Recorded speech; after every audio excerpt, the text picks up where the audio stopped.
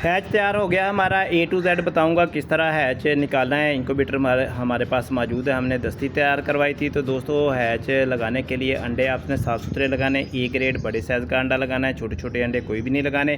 इसमें हमारे असील चिक्स के अंडे थे, गोल्डन मिश्री ब्रीड के अंडे थे। इसके अलावा हमारे पास देसी अंडे मौजूद थे, हमारे अपने ही ब्रूडर मुर्गियों के अंडे थे। किसी से भी इसमें थोड़े से लेकर रखे हुए थे। ये चिक्स निकल आए हमने, ये इतने हमने अलहदा कर दिए हैं। जब भी चिक्स निकले तो कम से कम 24 घंटे इनक्यूबेटर में ही रहने दें छोटे चिक्स को। उसके बाद निकलाने के बाद जो देखें बिल्कुल फुर्तीले हो गए हैं, जैसा कि मैंने काले डब्बे में डाले हुए थे। चंद चिक्स फुर्तीले हुए, उनको लाया हूँ। इधर अखबार बिछा दिया है, अखबार लाजमी बिछानी है ताकि नीचे से जब ये खाना शुरू करते हैं तो मट्टी वगैरह डस्ट खा लेते हैं। तो अखबार लगाकर इसके ऊपर ही हमने पहली फीड इनको डालने देनी होती है।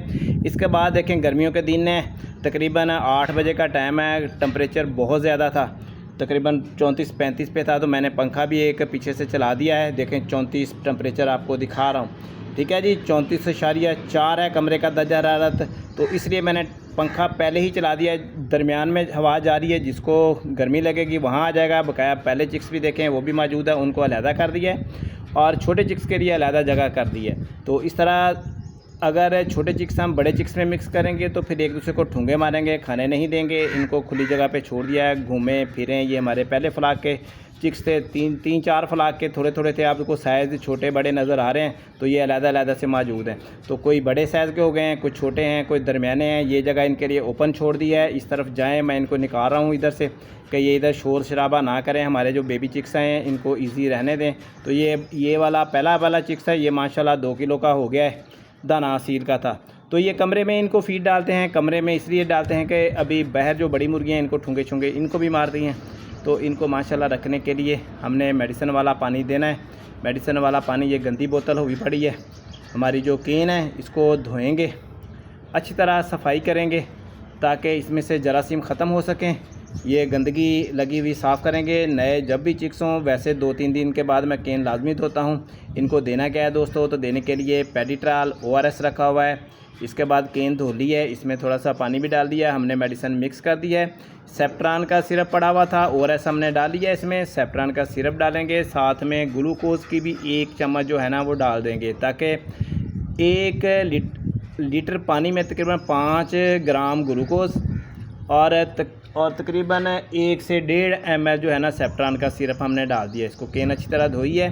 ये देखें डोज़ अंदाज़ा न डाल रहा हूँ मैं, क्योंकि 1 ml डालने के लिए मेरे पास पैमाना नहीं था। वैसा सिरिंज भी होती है, वो भी मिल जाती है, उसके साथ भी डाल सकते। सेप्ट्रान का सिरप जैसे ही चिक्स छोटे बेबी पैदा होते हैं इनको इन्फेक्शन से बचाता है। और ग्लूकोज जो होता है ना, ये ग्लूकोज डाल रहा हूँ, तो ये इनकी अंतड़ियों की सफाई कर देता है। इस तरह इनके अंदर जो गुली वगैरह मौजूद होती है अंतड़ियों के अंदर, उसको ख़त्म करता है।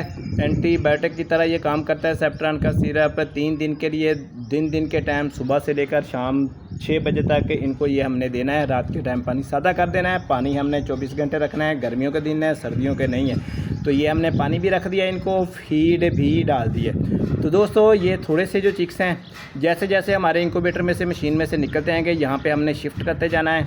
और यहाँ पे फिर कुछ दिनों के बाद 1-2 दिन के अंदर अंदर ही हमारे चिक काफ़ी सारे हो जाएंगे। जिस तरह ये वाले आपको बड़े वाले नज़र आते हैं, ये यहीं पे हम रखते थे। जालियाँ लगी हुई हैं साइडों के ऊपर, कोई बड़ा चिक्स इनको आकर तंग नहीं करता है। ये आते ही देखा कि पानी नहीं पी रहे थे, खुद हाथ से पकड़कर थोड़ी सी मेहनत कर लें, 1-1, 2-2 यानी कि घूंट इनको पिला दें, ताकि इनको पता चल जाए कि इस केन के अंदर पानी मौजूद है। फिर ये खुद ही आकर यहाँ से पी लिया करेंगे। दूसरे को भी पकड़ कर पिला रहा हूँ। काफ़ी देर हो गई थी, देखा मैंने कि पानी की इनको समझ नहीं आ रही थी। तो ये सब कुछ मेहनत करनी पड़ती है। अगर आप इसी तरह मेहनत करेंगे तो इंशाल्लाह आपके चिक्स बढ़ोतरी में भी रहेंगे और आपके अपने चिक्स भी होंगे, क्योंकि असील के चिक्स हैं, देसी के चिक्स हैं, ये वज़न काफ़ी ज़्यादा करते हैं। सर्दियों में बड़े करके हम बेचेंगे। जब ये 3-3, 4-4 किलो के हो जाएंगे तो अच्छी खासी हम अर्निंग कमा लेंगे। गोल्डन मिश्री वाला काम हमने काफ़ी हद तक क्लोज़ कर दिया। थोड़े चिक्स इसमें मौजूद हैं, फीड डाली हुई है। 14 नंबर फीड है।